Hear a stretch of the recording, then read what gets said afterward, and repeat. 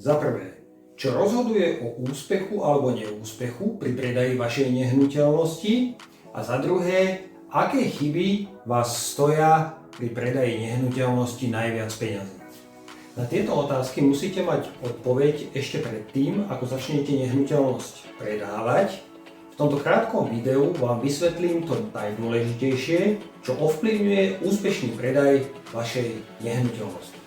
Ak ste pevne rozhodnutí, že si budete predávať nehnuteľnosť vo vlastnej réžii, obráti sa vám váš zabehnutý život doslova hore nohami. Ale budete robiť menej chýb a zarobíte pritom viacej peňazí. Či si budete predávať nehnuteľnosť sami, alebo ho zveríte nejakému skúsenému realitnému odborníkovi, napríklad ako som ja, zopakujme si ešte raz dve veľmi dôležité otázky. Za prvé, čo dnes rozhoduje o vašom úspechu alebo neúspechu pri predaji vašej nehnuteľnosti? A za druhé, aké chyby vás stoja najviac peňazí? V tom vám viem plnohodnotne pomôcť napríklad ja. Mám pre vás nachystané 3 zaručene fungujúce vychytávky, ktoré môžu zásadne zvýšiť úspech predaja vašej nehnuteľnosti.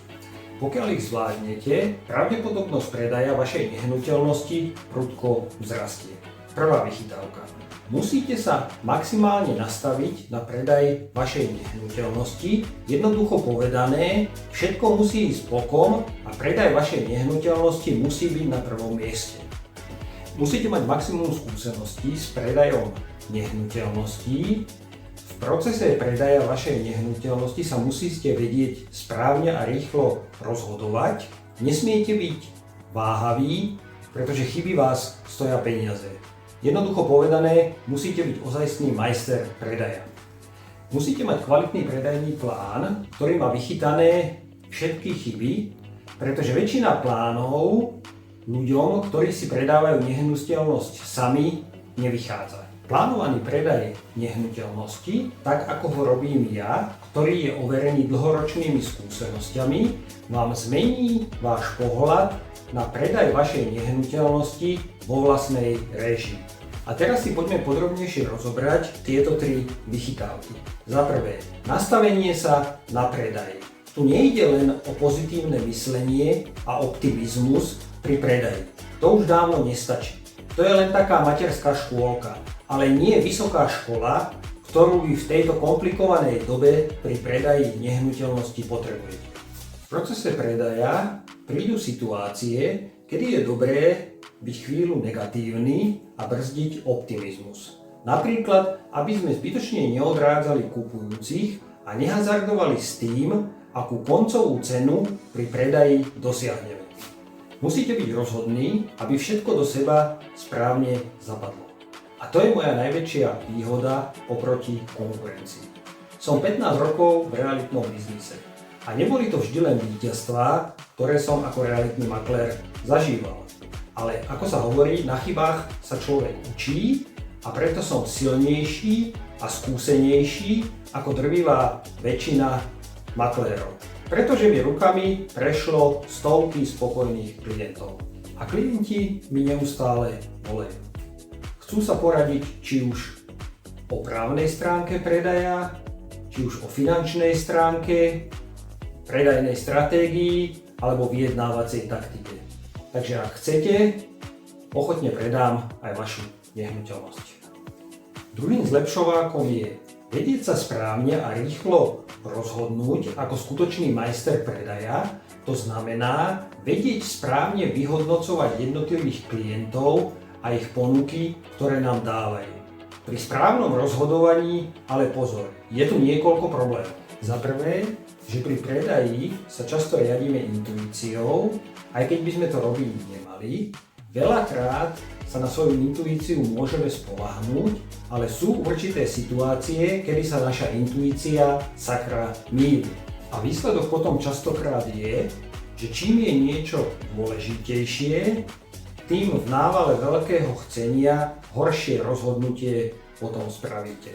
Ale vráťme sa ešte k problému dĺžka rozhodovania sa, pretože ak sa v niečom nevyznáte, je jedno, ako dlho nad tým rozmýšľate, nepomôže vám dĺžka rozmýšľania, ani neustále odkladanie. Môžete rozhodnutie spraviť v danej situácii hneď a výsledok bude dobrý alebo zlý. Alebo môžete jednoducho v hlave vyhodnocovať ten výsledok aj niekoľko mesiacov a výsledok bude zase dobrý alebo zlý. Záleží len od toho, koľko skúseností s tým máte alebo nemáte, alebo akého odborníka máte pri sebe, ktorý sa v tom naozaj vyzná. Ďalším problémom rozhodovania je, že niektoré momenty sú rozhodujúce a na iných príliš nezáleží.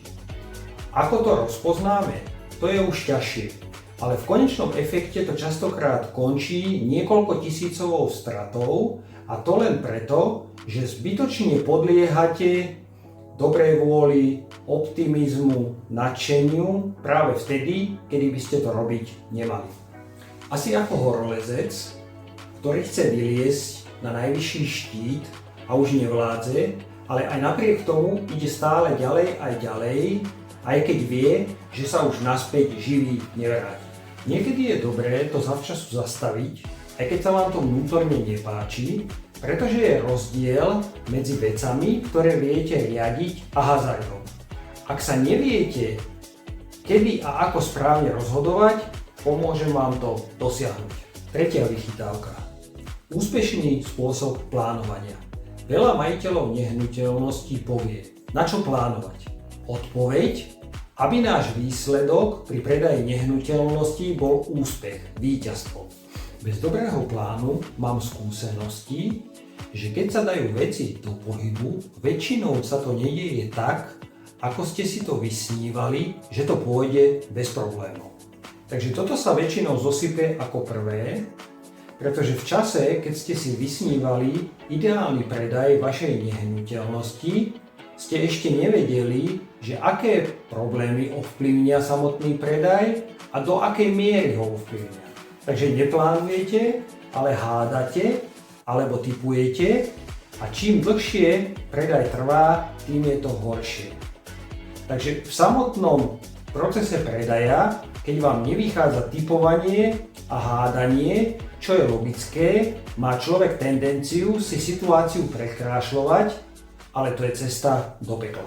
Ak si aj napriek tomu myslíte, že hádanie a tipovanie je správna stratégia, aj keď vám to bude vychádzať povedzme iba na 51%, tak to skúste v rulete. Ale potom sa natíska otázka, že prečo sú kasína stále ziskové a hráči nie. Chcete fungujúce riešenia a skúsenosti na tieto prípady? Tak v tom vám viem určite pomôcť. Urobím to za vás a dotiahnem predaj vašej nehnuteľnosti do úspešného konca. Zaručene zmeníte názor na plánovaný predaj vašej nehnuteľnosti. 15 rokov predávam nehnuteľnosti a predaj milujem. Mám za sebou stovky vizualizácií nehnuteľností, stovky marketingových plánov, stovky stretnutí s kupujúcimi, s predávajúcimi, stovky vyjednávaní o cene. Som maklér na doporučenie, 15 rokov v realitnom biznise, nájdete ma na všetkých sociálnych sieťach. Moje profily na sociálnych sieťach navštevuje mesačne aj 250 000 klientov. Pomohol som stovkám klientov, pomôžem vám, rád sa s vami stretnem. Moje telefónne číslo už určite poznáte, 0917 951 447.